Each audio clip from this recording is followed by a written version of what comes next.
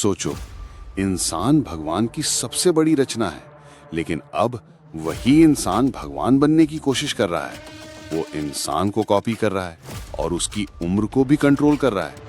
जब तुम्हारे जैसे हजारों क्लोन खड़े होंगे और सब अमर बनने की दौड़ में होंगे, तो असली लड़ाई कौन जीतेगा?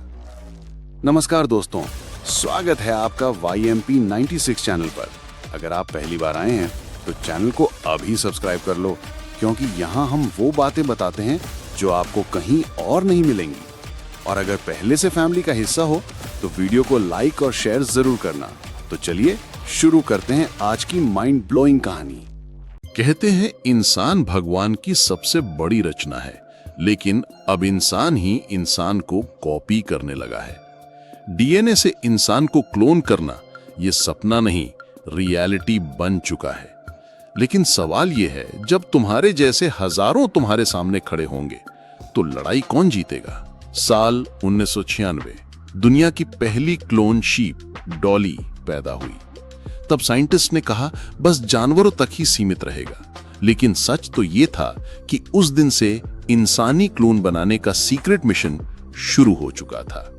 सीक्रेट लैब्स में डीएनए से इंसान की कॉपी तैयार की जाने लगी, हूबहू तुम्हारे जैसी। अब सवाल उठा, इंसानी क्लोन का क्या होगा? सिर्फ अंग बदलने के लिए ऑर्गन ट्रांसप्लांट, या फिर परफेक्ट सोल्जर्स बनाने के लिए जो थके नहीं, डरे नहीं, सवाल ना पूछे? मिलिट्रीज ने क्लोन सोल्जर्स के ऊपर एक्सपेरिमेंट शुरू कर दिए, बायो वेपन्स के नाम पर। ऑफिशियली इसे छुपाया गया, लेकिन अंडरग्राउंड मार्केट्स में क्लोन बॉडी पार्ट्स बिकने लगे। कहीं एक्सपेरिमेंट फेल हुए तो क्लोन को खत्म कर दिया गया। लेकिन कॉपी में भी कॉन्शियसनेस जाग उठी। कुछ क्लोन्स को अपनी आइडेंटिटी का एहसास हो गया। उन्हें पता चल गया कि वो सिर्फ पीसेस नहीं, वो भी इंसान है। यहीं से शुरू हुआ क्लोन वॉर।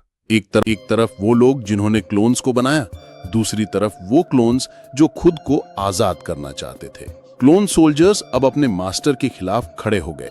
जो तुम्हें बनाया वही तुम्हें मिटाने निकला। अब लड़ाई सिर्फ मशीन गन्स की नहीं थी, डीएनए मैनिपुलेशन, माइंड कंट्रोल और सीक्रेट बायोलैब्स में हो रहे जेनेटिक हैक्स की थी।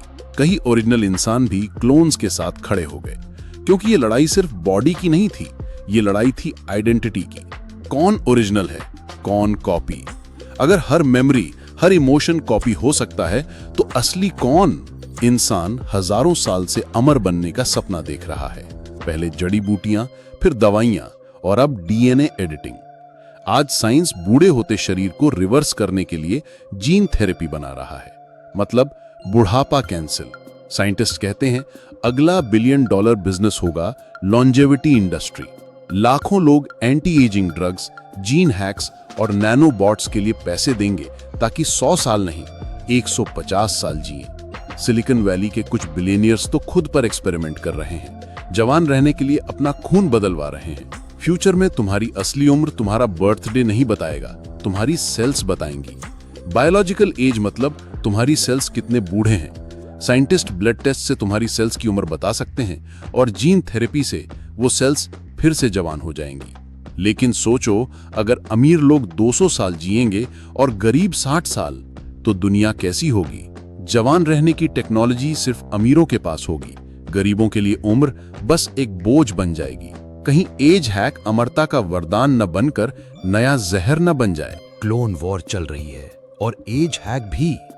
एक तरफ तुम्हारा डीएनए कॉपी हो रहा है, दूसरी तरफ तुम्हारी उम्र रीसेट हो रही है। लेकिन याद रखना, सवाल ये नहीं कि तुम कितने साल जियोगे, सवाल ये है कि जब तुम्हारे जैसे हजारों खड़े होंगे तो ओरिजिनल कौन होगा और असली लड़ाई कौन जीतेगा? सोच कर देखो।